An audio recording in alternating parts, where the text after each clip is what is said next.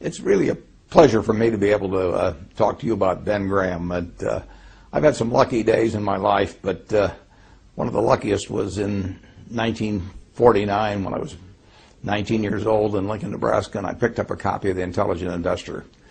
It not only changed my investment philosophy, it really changed my whole life. I'd be a different person in a different place if I hadn't have first seen that book.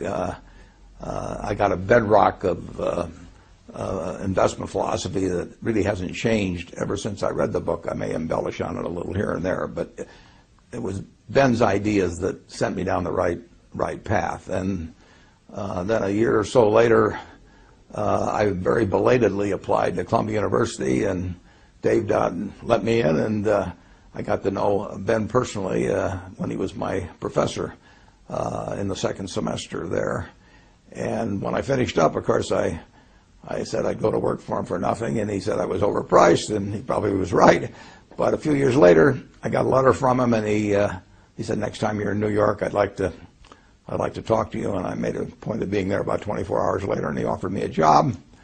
And I didn't ask the salary, but fortunately, at the end of the first month, I found out he'd not taken me, or maybe he'd forgotten about the fact that I'd do it for nothing. And I got inspired working for him, just being around him every day.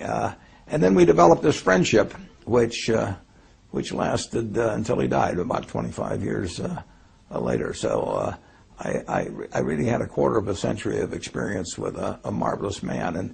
And you all know about his mind and his ideas and the influence they've had on the profession of security analysis, the influence they probably had on you and your own portfolios, and certainly me. But the human side was just as impressive. He was a generous man. When my first son was born, shortly after I went back to take the job in December of 1954, my son was born, and I gave him the middle name of Graham. I named him after my dad, Howard, and then after Ben Graham with the middle name of Graham. And Ben came over to our apartment in White Plains and gave me a camera and a movie projector. It was a lot different doing that sort of thing in those days. And so I could record what was happening with Howard Graham Buffett from virtually the moment he was born. A little later, I think my wife had said something to him about my lack of dancing ability or something, which was well justified. And Ben gave me a certificate for some free lessons at the Arthur Murray Dance Studio in White Plains. That may have been the worst investment he ever made. He did not get his money's worth when he did that. He moved out to California in 1956, and my family visited him time after time, and he was always encouraging. The one thing about it is that you never could balance the books with Ben. He would do things for me or for other members of the family, and you never could think of anything to do for him. So it's a real pleasure for me in a small way to be able to attempt to balance the books by just telling you and the rest of the world what a wonderful human being he was. And that's what really counts. I mean, he couldn't help but be smart. I mean, he was born wired in a way where he was going to be able to accomplish things intellectually that very, very few people could do. And when you think about, particularly in the light of today's markets, think what a remarkable achievement it was to be writing a book in 1934, security analysis. Probably was writing it in 1932 and 3, and here was a man that had been devastated by the Depression and the stock market crash.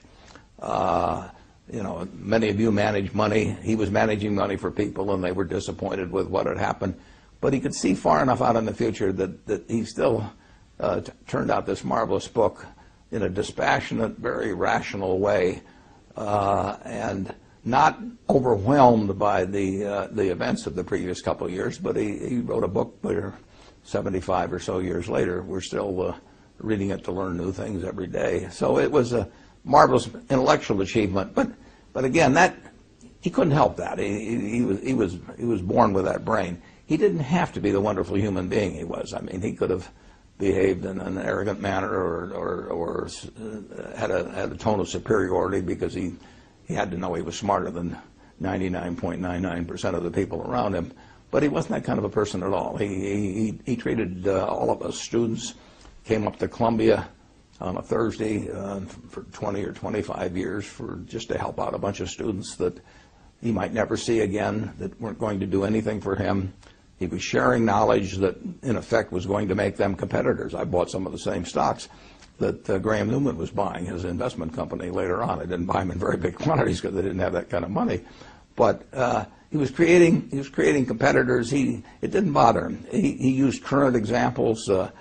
We would sit there in class, and he would tell us about things that we never would have found on our own. But he was just a generous man in every way, and I was lucky to know him, and I hope you've gotten to know him a little bit through these comments.